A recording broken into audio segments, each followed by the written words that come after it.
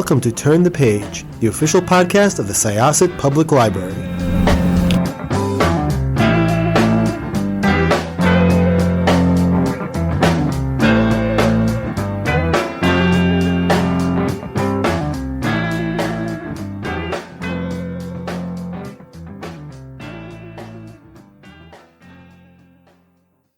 Hi, this is Jessica at Syosset Library, Turn the Page. And again, we have with us... I'm Dr. Shuttle Shah. I'm president of the Long Island chapter of the American Academy of Pediatrics, New York Chapter 2. Hi, I'm David Fagan, Vice Chairman of Pediatrics at Cohen's Children's Medical Center, and I'm on the Executive Committee for Chapter 2.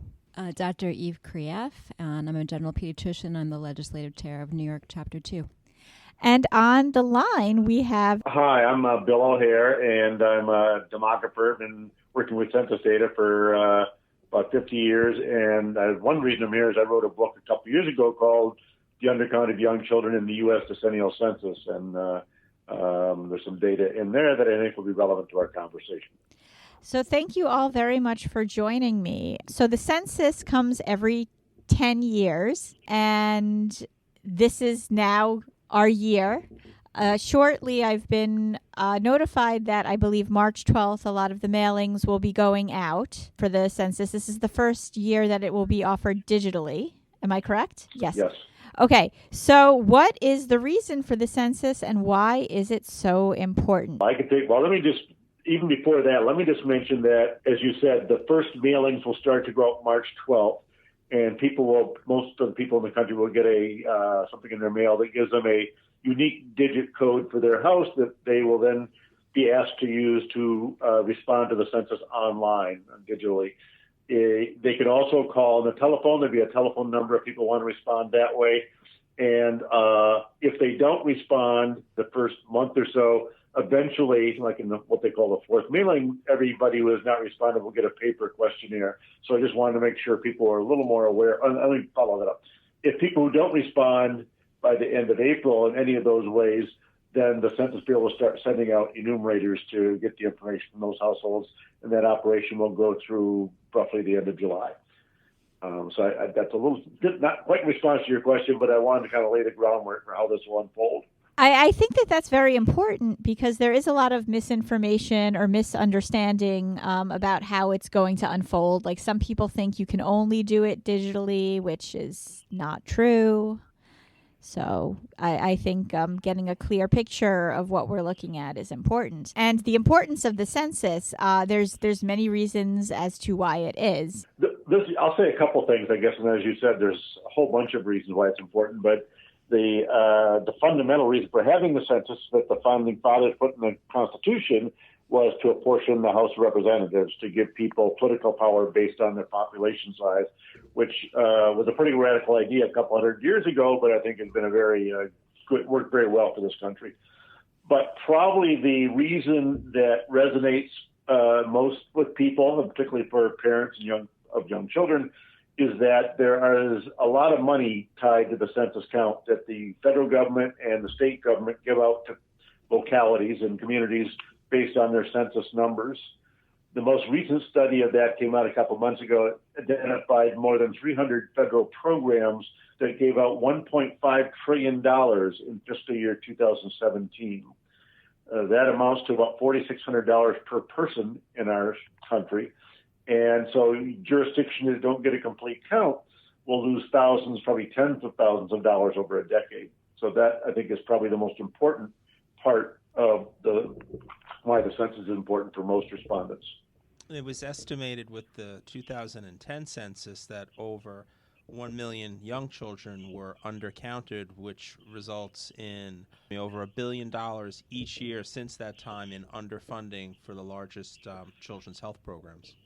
And 54,000 of those children were right here in New York State. Wow, 54,000. Were undercounted in New York State. Yeah, it's also important when we think of the census data is that it provides not just a picture of where the country is, but really is the foundational data upon which not just the government programs are spent, but also a large amount of data that's used for things like biomedical research, things like health insurance, things like programs that pay for quality child care.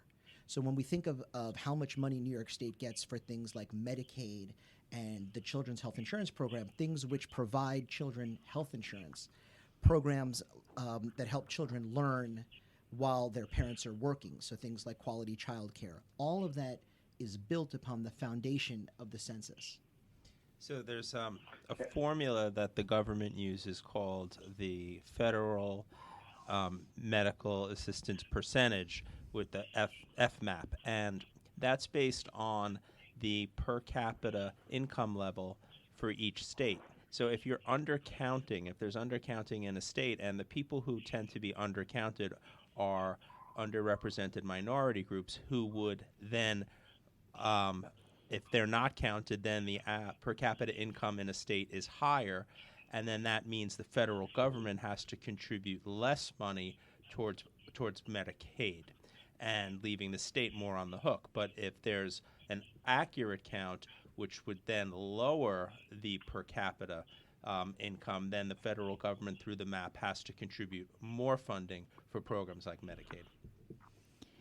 I'm just going to add to this, maybe jumping ahead a little bit, but some of the message testing that's been done by the Count All Kids Initiative and National Initiative looking at the undercounted of young children has found that tying the message that when people are missed, particularly kids are missed, schools and healthcare clinics don't get their fair share, your community is harmed. And even that's more, as it seems to resonate more with people than saying individually you might not get what you need. Talking about the benefits to the community is a message that resonates. Why do you think that is? Well, a couple of reasons. One is it's true. And I think there's a pile of evidence that the other people just kind of went through here. We all went through, I guess. And it's growing. And I think people understand that they know that their localities gets money from state and federal agencies. They probably don't know the details of that, but it kind of resonates in a way that telling people that you're going to benefit from being counted, they look at with a bit of sarcasm, I guess skepticism is a better word.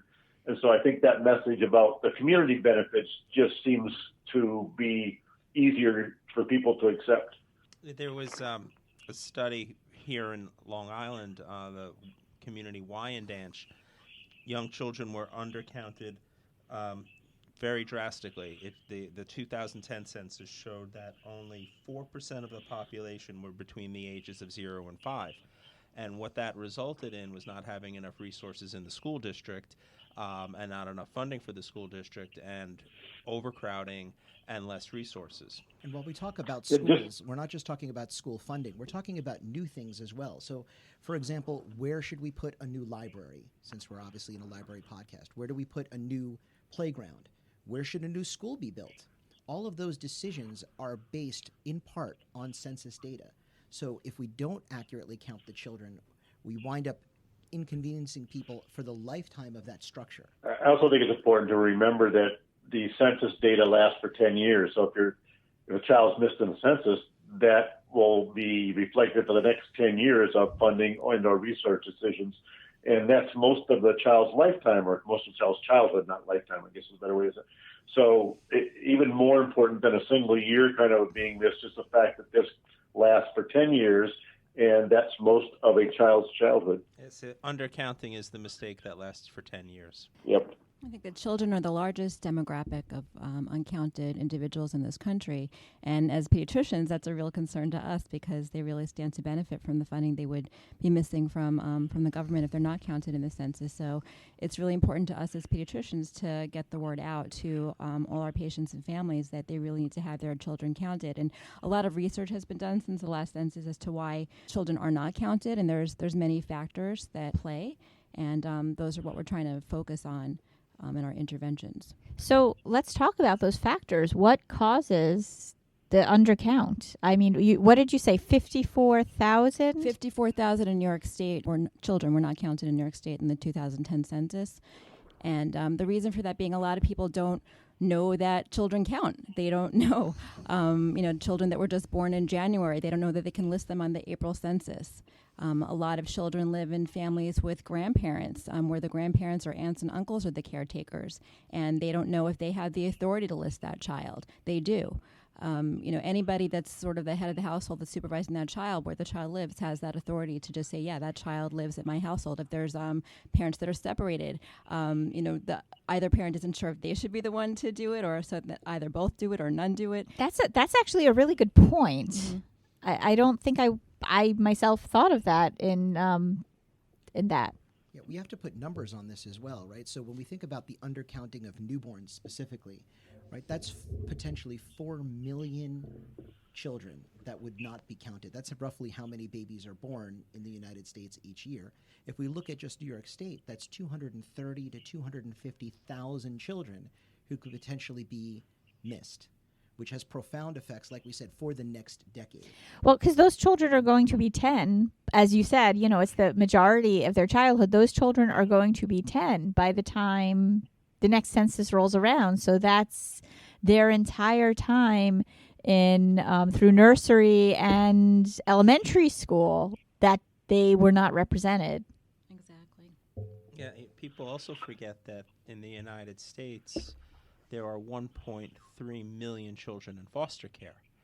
And a foster parent may, have a question in their mind, do I count this person? But really the census is about, on April 1st, how many people are living in a particular address. The Census Bureau is not permitted to collect any type of identifying demographic data that could say it's David Fagan living in this house or it's Jessica living in this house. It's very simple what the Census Bureau is required to do. And that's the message that has to get out to people. So those are, and that's like in the case of foster parents. So that's if they're like residing at your house. So they could call that. They're not. We're not talking. Your nephews are coming to visit, and they just happen to be stopping by on April 1st. We're talking. You are in care of these children, and this is their house as of April 1st and beyond. Exactly. The Bureau would talk about if they have no other usual place of residence and they're at your house on April 1st, they should be counted there. And so, basically any young child who's living at your household on April 1st, include on your form unless they have another place where they usually live. And I think this just illustrates, just because Dr. Fagan brought up foster care, it just illustrates the vicious cycle of the census, right? So children in foster care are less likely to be counted, but the amount of money that's apportioned to foster care programs is based on the number of children in foster care, in part as determined by the census. So that creates that's crazy. Another vicious cycle. When we think about the children in general, we always talk about children being 100% of the future, but 0% of the vote. So if there was a mass discrepancy in the amount of funding that went to, for example, senior citizens, because senior citizens were undercounted, senior citizens could, in theory, through political action and through voting, somewhat correct for that. But children obviously don't have that say. So their entire representation is really based on accurately filling out the census forms. It's true. It's ironic because what happens is the children that really need this funding the most are the ones that are more likely to get undercounted. We see undercounting in poor communities and African American communities, and that's something that we really need to change and address. So we were talking about the reasons. So aside from the fact that people, they don't realize that their children count, and they very much do, what are some other reasons as to why children are so underrepresented in the census?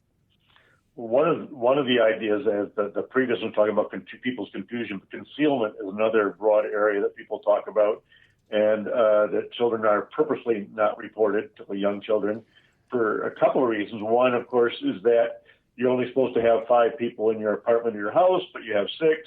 You leave the young children off more often than other people because you're afraid. This is not true, but people are afraid that the data they report to the Census Bureau will be shared with the landlord or city government or something. So that kind of confusion or uncertainty about who gets access to census data, which is someone earlier said nobody except the Census Bureau. Another twist on that is if you have a young child in an age-restricted community, you're a grandparent with your custody of a young child for a while, you may not report them because they're not supposed to be in the age-restricted community. And the other big one that has emerged in 2020, of course, is this whole question about citizenship. And given the fear in many immigrant communities, I worry that that's going to lead to more concealment than we've had in the past.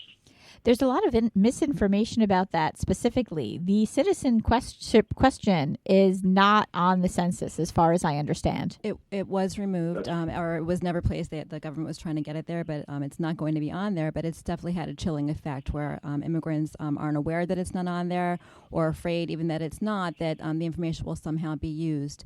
And it would be illegal for the Census Bureau to share that information with any other governmental agency, such as ICE. So, we have to reassure our immigrant patients and communities that it's very important that they be counted and that information will not be shared with any other governmental agency. I believe the law it's Title 13. Exactly. Does anybody want to address the audience as to exactly what Title 13 says? This is Bill. I don't know the exact language, but it basically says the Census Bureau can't share individual information they collect with any other anybody, any federal agency or any local agency or anybody. So that's the protection, the confidentiality, privacy protection that the Bureau has offered for a couple of decades, I guess, for Title 13. And I think having watched the Census Bureau for several decades, I think they've done a very good job of protecting the confidentiality that they promise respondents. One of the things that we deal with here in suburbia, getting back to one of Bill's points, is there is a large amount of illegal housing. So the census document goes to the owner of the home who has divided that home, which was built to be a 3-bedroom single-family home. And now we have 3 immigrant families with multiple family members and children, each with their own bedroom per family, but sharing common space. And the landlord and the /owner knows that, but is not going to accurately count all those people for fear of retribution. That's a very good point. I hadn't thought of that, considered that myself, because if you do, now, again, nobody's going to share this information if you happen to have illegal apartments in your house, which a lot of, as you pointed out, a lot of housing on Long Island does. We are, I think, by nature, we were designed to be suburban. There are areas with apartment and condo buildings, but the majority of the apartments here do seem to be what would be considered illegal. So it is up to the renter to fill out the census on behalf of the people who are renting. They might be reluctant to do that because they don't want to get caught renting illegally. But also another thing that I was thinking of as you were talking is they might not know how many children exactly are living there. It's true. I mean, we've heard of some cases where there's 4 or 5 families living in 2 rooms, in some of our towns. So, there's a great concern that those children will be undercounted. And unfortunate. So are there any other reasons we could think of that they would go undercounted, or should we jump to the next topic? Well, there's one other reason I'll put forward. I don't quite know how to categorize it. I call it apathy, but I don't think that's quite the right word. But in general, young children have young parents, often in their 20s, and young parents respond to the census at a lower rate than almost any other age group, and they vote less, and a whole bunch of reasons where they're not as engaged in civic activity. And so I don't think we can do anything about changing the age of the parents, but the point is, and where there are clusters of young children with young parents, it's important to give them more focus and more effort, I guess, than you might some other age group. So what are some national and local efforts being used to encourage census participation?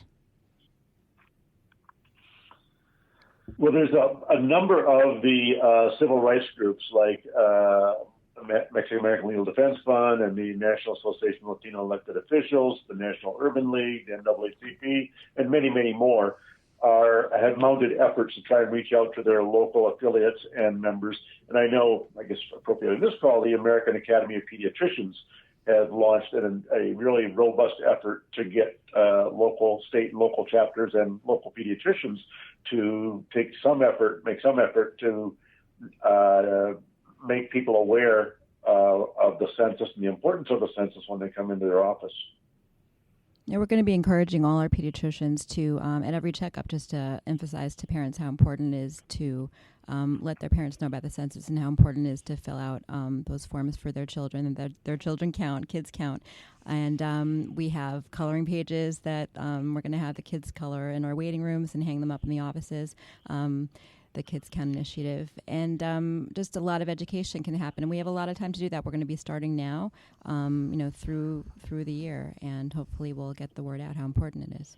Several hospitals across Long Island and the greater New York area, through the American Academy of Pediatrics, will also be handing out census information in the packet of materials new mothers and fathers get. So they understand that now that they have a baby, in addition to everything else, they need to make sure that they report and count that child as well. It's also important because children who are currently hospitalized, aside from newborns, are also less represented or less likely to be represented. So we have to make sure that all the parents who are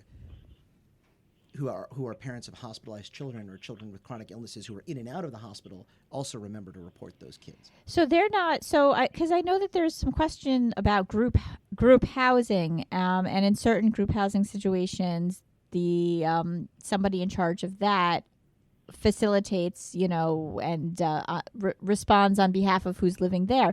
But if your child is in and out of the hospital, you're counting them as part of your house. Like the hospital does not fall under that.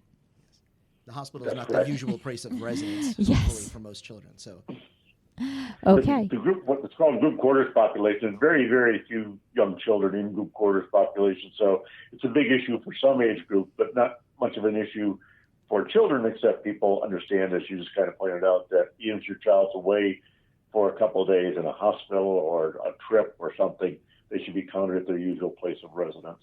However, if they live in a college dorm, they will be counted by Their college, yes. by their college. Yes. So what can pediatricians do locally to encourage participation in the census? We have coloring sheets. We have new parent packets. I think in addition to pediatricians just spreading the word and saying, the census is coming up, it's important that you fill out the documents or you go online and complete it.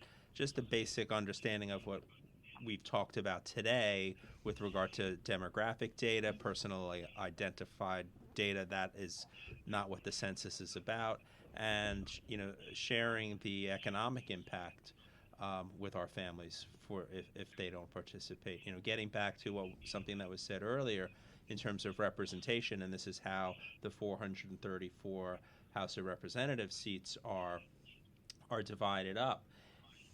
If New York State has as little as a 0.6% undercounting, we lose 2 more seats in the House of Representatives. The state lost 2 seats after the 2010 census, and with another undercounting, we stand to lose 2 more seats. That's a really thin margin. Yeah. And I think it goes back to the point someone made about the fact that young children are missed at a higher rate than any other age group by far, like double the next highest age group. And so if there is an undercount statewide, it's probably going to be heavily amongst young children.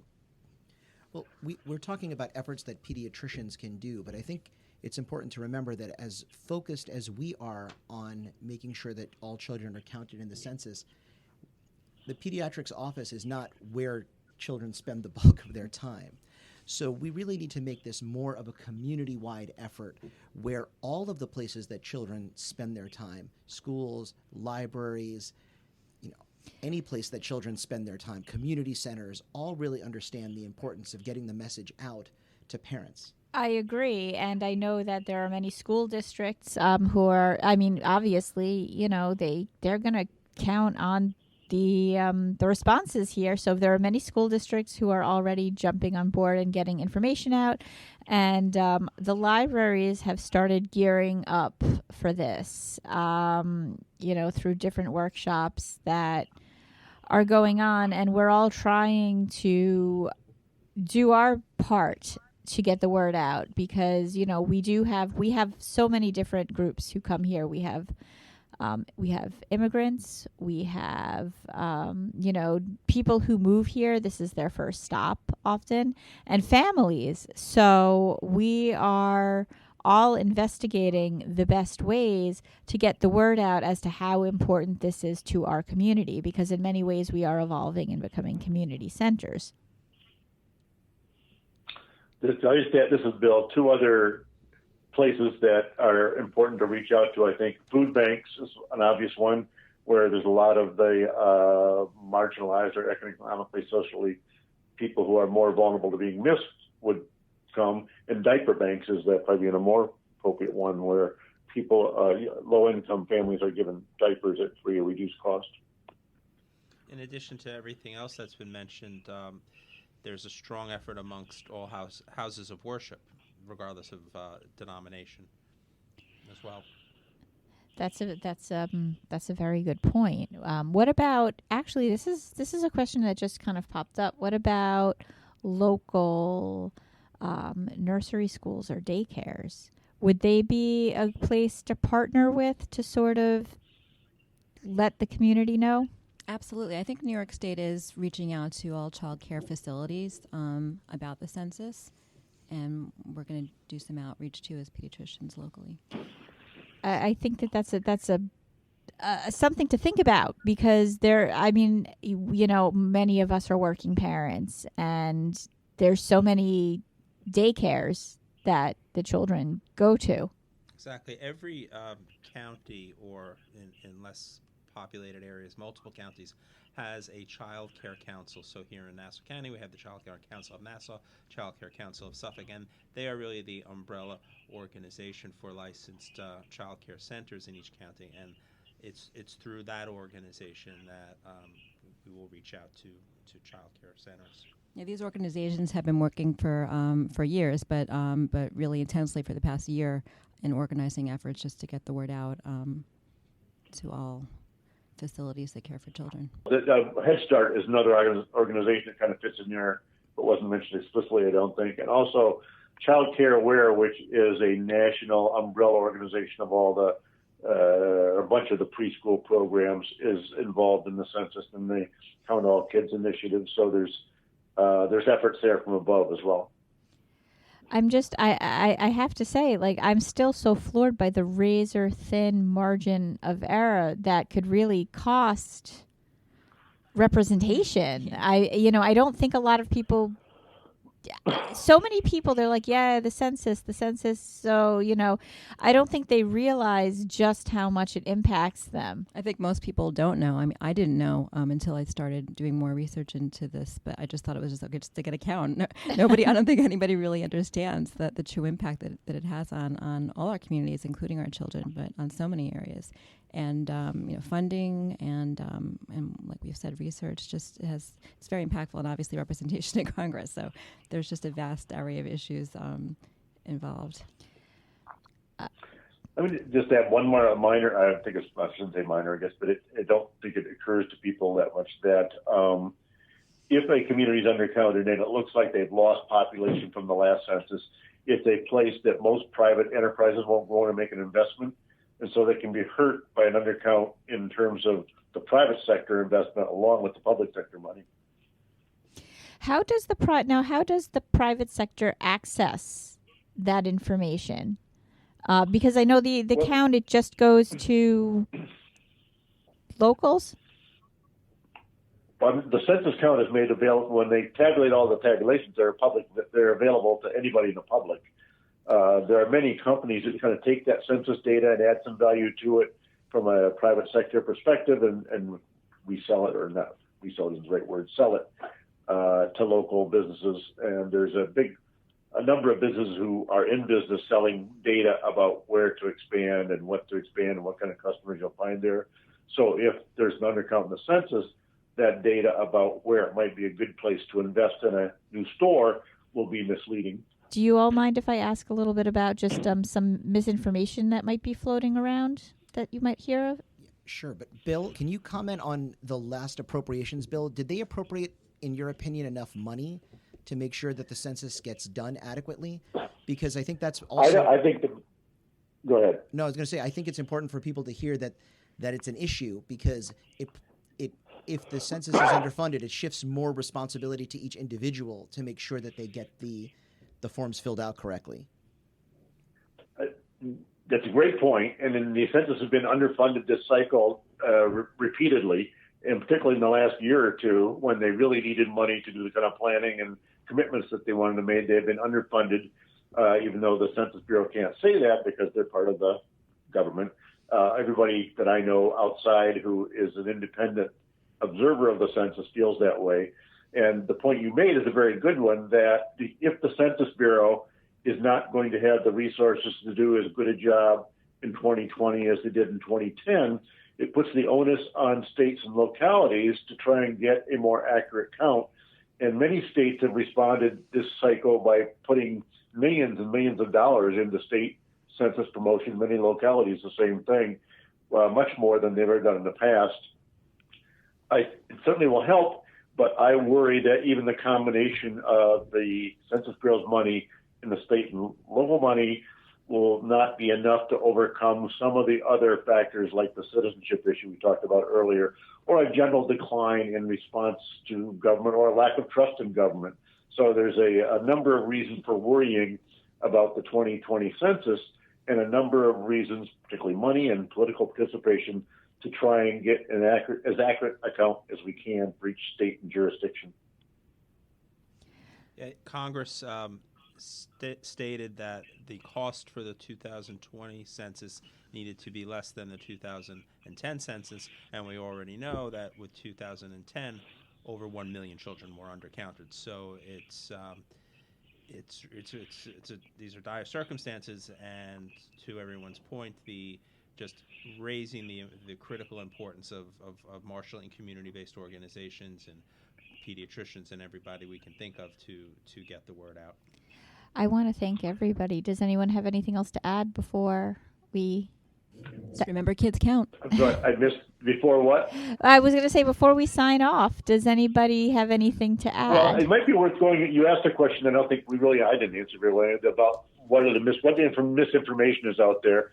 And I think particularly the citizenship issue is a big one, where people still worry that the Bureau is going to ask that question, even though they're not. It's not going to be in the census questionnaire, and they're worried about what will happen. And so the more we can do to assure people that the question's not on the questionnaire, and that even if it was, the Bureau can't share any of this data with anybody else, is a powerful message. And people need to hear it more than they have so far, I guess. One other piece of information that misinformation I think is out there, is some people think this is only an online census, that you can only do it on a computer. And I think the reality is there are many more avenues that people can respond, by phone or by mail, and that needs to be made clearer. And they need to hear it from people they trust, like their pediatricians and their librarians and their community leaders. So everybody who's listening, make sure that you are census literate and you get the word out. Well, thank you again to everybody. This is Jessica, and I'm here with Dr. Shuttleshaw, Dr. Eve Krief, Dr. David Fagan.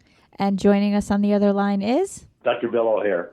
And I'm going to close this chapter of Turn the Page. It's time to close this chapter of Turn the Page. Join us for the next episode.